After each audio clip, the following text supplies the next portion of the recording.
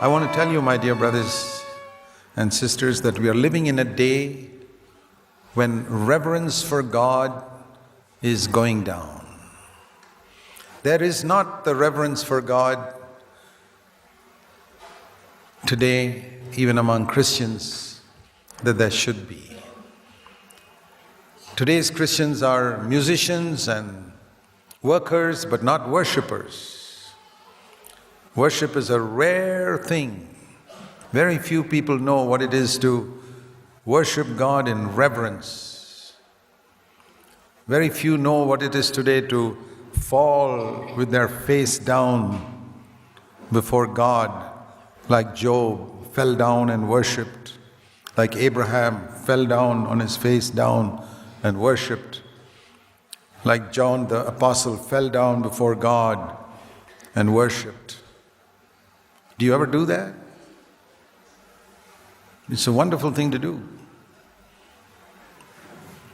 I love it sometimes just to lie flat on my bed before God and worship Him, my face down. That is such a rare thing to see nowadays. And very few preachers are worshippers. And that's the reason why there's so much shallowness in Christendom. If you're not a worshipper, you can't serve God aright. And the worshipper is one who recognizes, I'm not worthy. Lord, Thou alone art worthy. I don't deserve that You should do all this for me. It's not that we have low self-esteem. There's, some people think humility means I think I'm good for nothing, I'm useless. No. The humblest man that walked on this earth was Jesus Christ. And He never went around saying, oh, I'm rotten, I'm useless, I'm good for nothing. That is not humility. That is stupidity. Did Jesus ever say, I'm rotten, I'm good for nothing, I'm useless? No, and I don't say that either. But I say, Lord, I'm not worthy of Your mercies. I'm a child of God. I believe I'm a son of the King of Kings. I don't have any low self-esteem. But when I come before God, my face is down on the dust before Him. That reverence is unfortunately not there.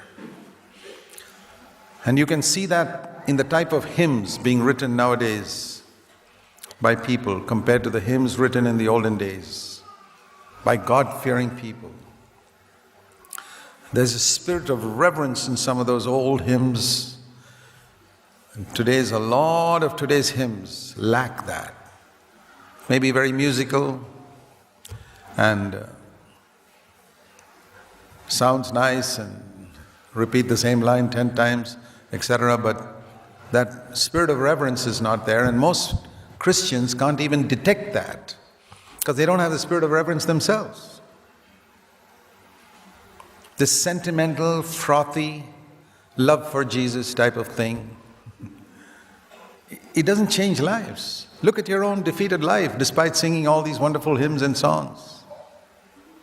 It cannot be like that if there was genuine reverence. Reverence of the Lord brings wisdom, brings freedom from sin. That is wisdom.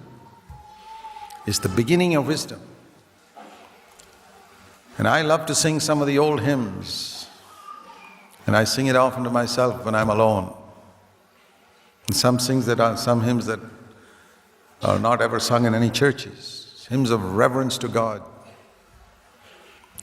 And among the well-known authors, I think the last one I've ever read who knew anything about worship was Tozer, and he died about 50 years ago.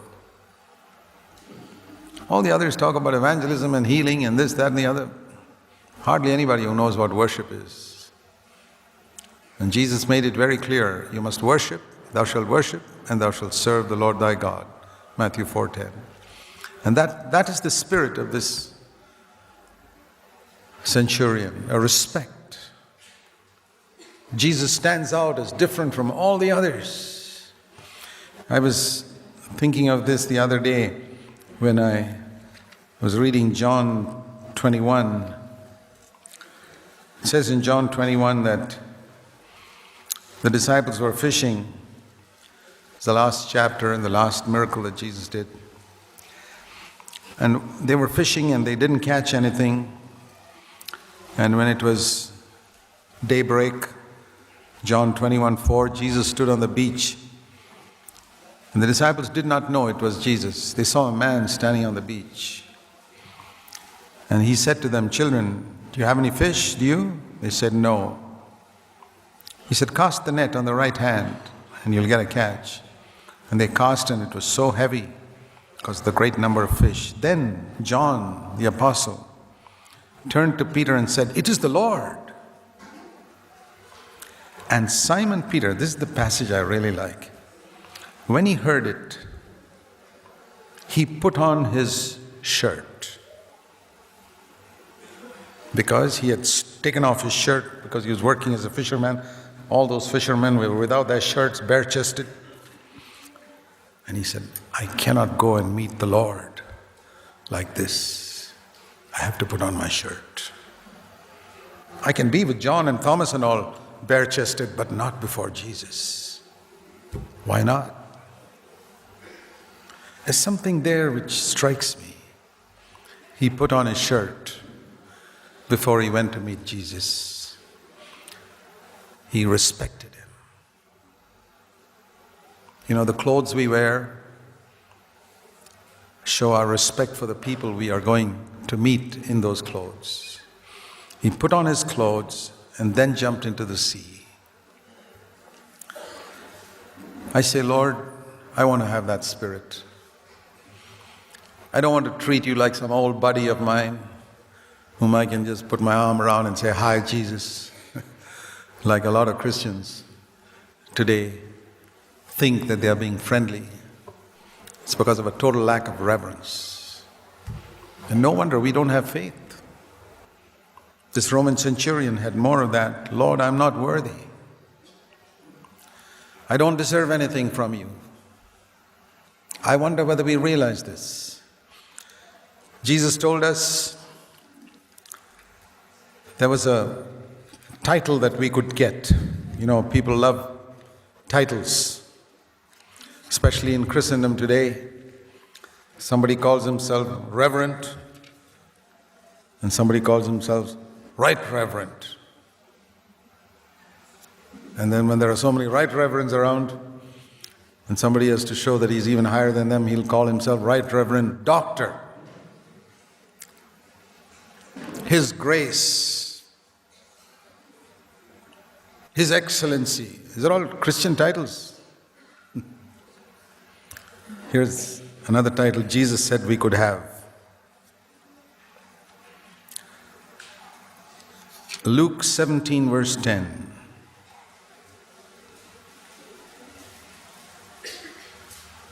Luke 17 verse 10. When you have done every single thing that I have commanded you, and that'll take some time. When you have done every single thing that I've commanded you, then you can take this title, I am an unworthy slave. I am an unprofitable servant. Do you want that title? How many people want that title? In the midst of all the reverends and right reverends and doctors, this title is not so easy to get. You have to do everything that Jesus has commanded you. And when you have done every single commandment that I have given you, then you get this title, I am an unworthy slave. I have only done what I should have done. I have not done anything extra. I tell you, my brothers and sisters, we need that spirit back in Christendom. And we need that spirit in our churches. There's too much of shallowness in our young people and in the older people. Where is that sense of reverence and respect among our elder brothers? I hope there is. I don't know all of your lives. But I tell you, we have lost everything if we have lost reverence for God. I don't care if I lose my gift of preaching or lose my voice or I've often said, Lord, if you take away my voice that I can never speak again, I take away my health, I have to lie down paralyzed in bed, there's one thing I can still do, which is the main thing I want to do in any case. I can worship you. So I won't be discouraged. I will not be discouraged, because if I'm locked up in some prison for preaching the gospel, I can be a worshiper.